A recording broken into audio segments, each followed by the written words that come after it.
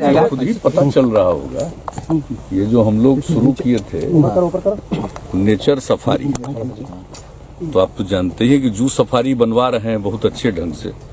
तो उसी सिलसिले में जब हम यहाँ आते रहे हैं, आप सब लोगों को मालूम है 2009 से ही सब कुछ देख करके जो हमने एक मेरे मन में जो बातें आई हम कहते रहे।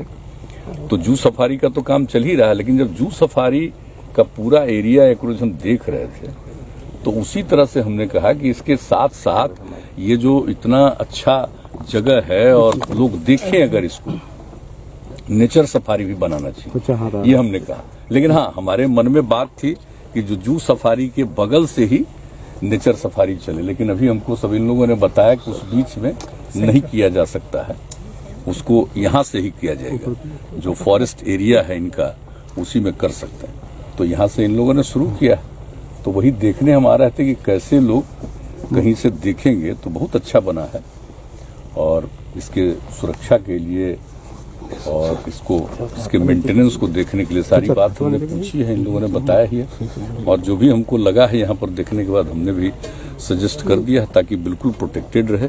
और यहाँ पर जो देखने आएंगे और प्रतिदिन लोग घूमेंगे, और खास करके बच्चों के लिए और यूथ के लिए इसको और प्रेरित करने वाली बात है कि ताकि वो नेचर के बारे में उनको पूरी जानकारी हो और देखें। वैसी स्थिति में उनके सुरक्षा का भी पूरा प्रबंध किया जाएगा। कब तक शुरू होगा? हाँ, अब बताइए कब तक आप लोग शुरू कर सकेंगे? मार्च तक कह रहे हैं। मैंने जो भी मार्च तक प्रोजेक्ट है पूरा। तो अभी तक का प्रोजेक्ट है, मान लीजिए उस समय तक पूरा करें, थोड़ा आगे पीछे थोड़ा बहुत हो सकता है, लेकिन सारी तैयारी। और आज भी चीफ सेक्रेटरी की ये बात हो गई है, यहाँ पर पुलिस का भी डिप्यूटेशन रहेगा परमानेंटली। और जो ये काम करते हैं तो इनके जो देखने वाले तकनीकी विशेषज्ञ हैं उनमें से भी कुछ लोगों की यहाँ पर ड्यूटी हमेशा रहेगी, ताकि आप देख रहे हैं ना कि इसकी जो सिक्योरिटी है इसके चारों तरफ वो प्रोटेक्टेड रहना चाहिए, ताकि कभी कोई इधर उधर नहीं कर सके।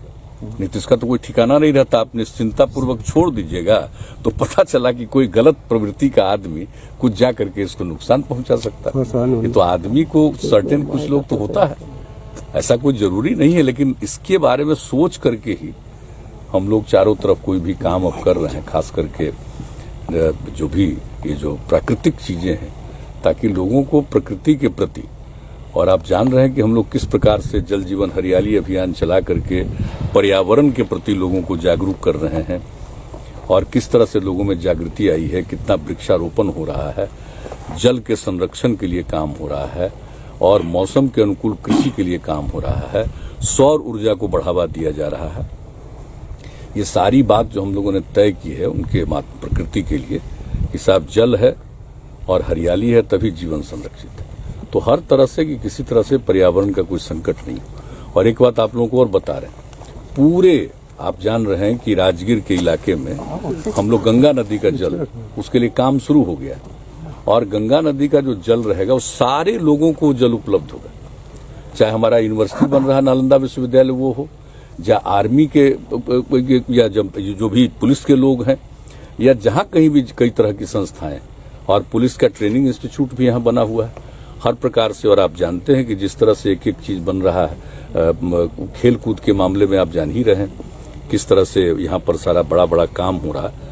और यहाँ पर एक खेल के लिए भी विश्वविद्यालय बनाने का हम लोगों ने निर्णय कर लिया है। तो ये सब चीज होगा सबके लिए, जो भी आएंगे, जो भी होटल में रहेंगे, अपने घर में रहेंगे, सब लोगों के लिए वही हम लोग गंगा जल उपलब्ध कराएंगे पीने के लिए, उसको और स्वच्छ करके एक एक जगह पर पहुंचाएंगे।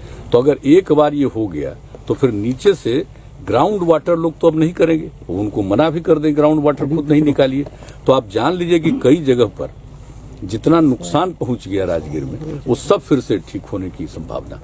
अब जो 34 के इसमें आ गया था भूकंप में, तो वो तो एक अलग बात है, लेकिन बाद में नीचे का जल स्तर कम हो जाने के कारण अगर किसी प्रकार की कोई कमी आ रही है तो उस कमी से भी छुटकारा मिल जाएगा।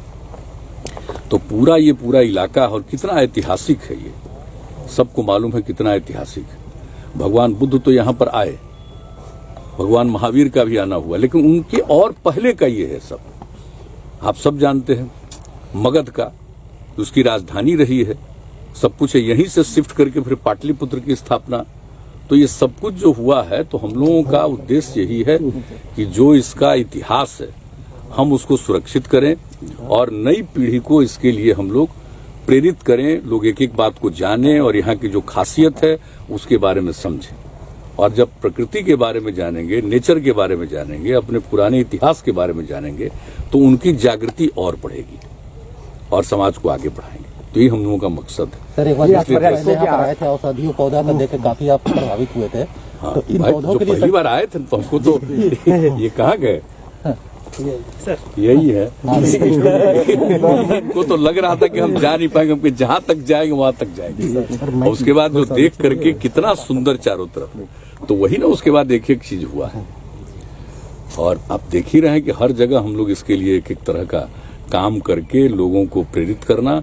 अब सिर्फ जो भी इतना है, इतना ऐतिहासिक जगह है और सब जगह को जो हम लोग इसको ठीक कर रहे हैं ताकि लोग आएंगे तो हर जगह जाएंगे, देखेंगे, तो ये जो टूरिज्म का जो केंद्र है ये और विकसित होगा, बड़े पैमाने पर लोग और आते रहेंगे, तो अच्छी बात रहेगी। तो ये हम लोगों का मकसद है। आपके साथ शुरू से हम आते रहे हैं। धन्यवाद।